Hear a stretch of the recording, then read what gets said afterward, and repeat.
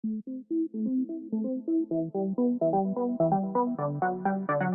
everyone, my name is Cam and welcome to another RAMShard Minecraft plugin tutorial.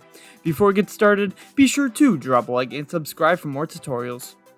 Plugins are a useful tool for your Minecraft server. They allow you to add many different cool features and customizations such as ranks, game modes, and rules. Today, we will be going over a plugin called Boom. This plugin allows you to disable explosions by world type, disable players from interacting with beds and respawn anchors in specific worlds, and much more. Unfortunately, this plugin only supports the Chinese language, but the commands are very simple to use. Also, you do not need any additional plugins for this to work.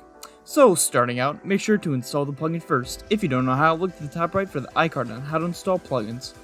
After installing the plugin, restart and head into your server. First off, entity damage of explosion is off by default. To switch it, you would have to change it from false to true in the config. So, to get there, go to your server, click on the Files drop-down tab, and click Config Files. You're looking for the boom.yml file. Then scroll down and change false to true for player damage. Now let's go over the commands of off. To reload the plugin, use the command \bm reload. If you type the command \bm get stick, it will give you an item frame / debugging stick that you can use to switch the visibility of an item frame or armor stand. This plugin allows you to also switch the weather in any specific world.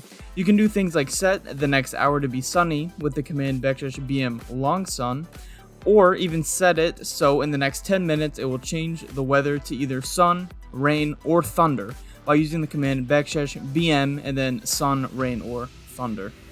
But do note that these three commands won't work until the long sun is over. But that's it for this plugin. If you have more questions or want to check out more features that this plugin has, I will leave the plugin page in the description. That is how you can incorporate the Boom plugin on your Minecraft server. Thanks for watching.